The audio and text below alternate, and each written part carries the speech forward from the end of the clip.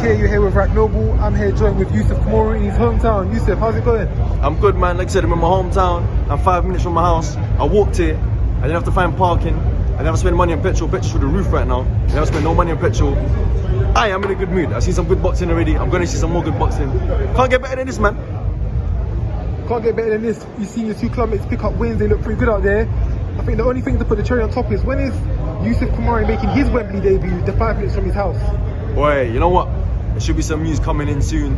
You know, I had a few conversations today. But I'm going to stay a bit quiet about it. Stay tuned. Some news is coming soon. Super's going to be back on the big stage in no due time. So of course, you've been out the ring for a bit of time. Setbacks make the way for comebacks. What's happening? What's the latest in Yousef Khoumari's life? I see you're still training. I see you're still at the gym and still involved. Can you give a sort of a brief involvement? What's happening next? Yeah, man, I'm always in the gym. I'm always training.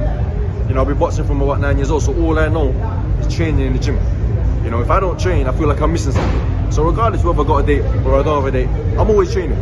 I'm staying patient. I know my management team. I've got a very good management team. You know, Dylan White. I know they're working on something for me. And I'm staying patient, staying ready, so that when the phone rings and they say, yo, we're ready for you, I can say yes. I don't want to be that guy that has to go, I'm not on wait, I need about another 4 weeks. I only be the guy that says, yes, I'm ready to go. Let's have it. So I'm staying ready, I'm in the gym. Like I said about in the earlier question, I should have some news soon.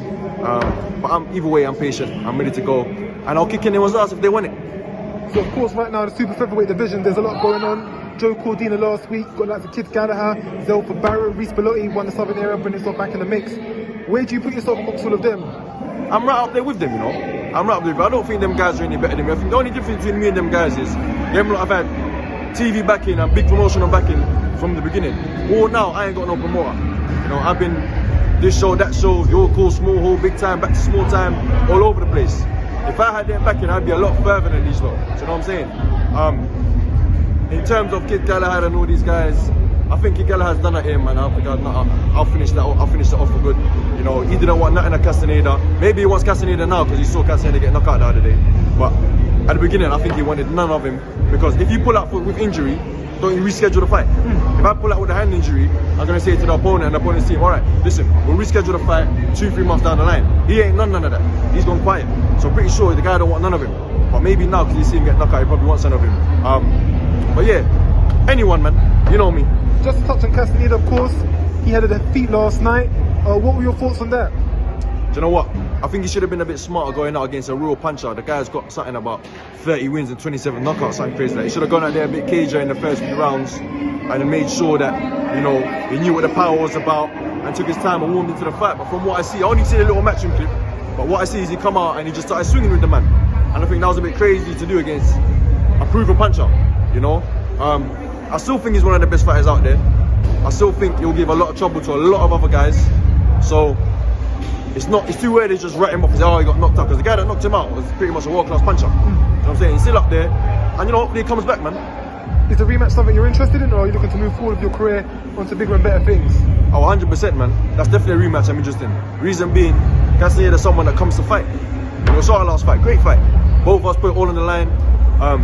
Prospect be prospect, you know, similar records, went for it. He's a warrior, and definitely up for the rematch. I'm not up for fighting on tomato cans where, you know, people are going to be talking their crowd when I'm fighting because they know what's going to happen and that kind of stuff. I'm up there for having good fights that I'm going to be motivated for. There's nothing worse than not being motivated training for a fight. You know what I'm saying? Even though I'm always in the gym, there's a difference between training for a fight and just training to stay ready. You know, I want fights I'm going to be motivated for, excited for, fights I'm going to entertain people. That's me, man. No, I can agree with that. For your last 3 fights, of course, Castaneda came to win.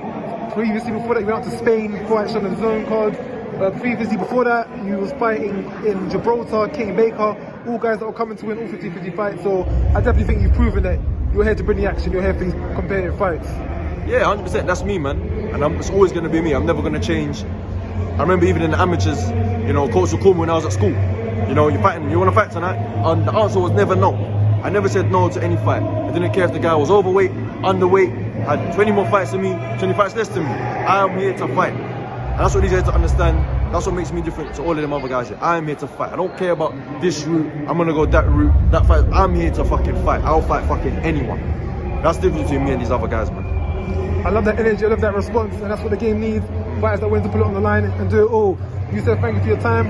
Looking forward to seeing you back out there in the ring. Don't forget our spar back in the day. I'm going to always use that as claim. It set you up to where you are now. So all the best for the future moving forward, and thanks again for your time, Yousef. No, thank you, man. Like I said, bro, from sparring years ago to here now, it's been a mad journey. And wait, it's actually for Jermaine Brown, bro. It's going to be a good fight, man. The journey's not done, though. The journey's not done for you. No way they're done. No, not done for you either, man. I know you're coming back. Yeah. Anyway, Boxing UK out.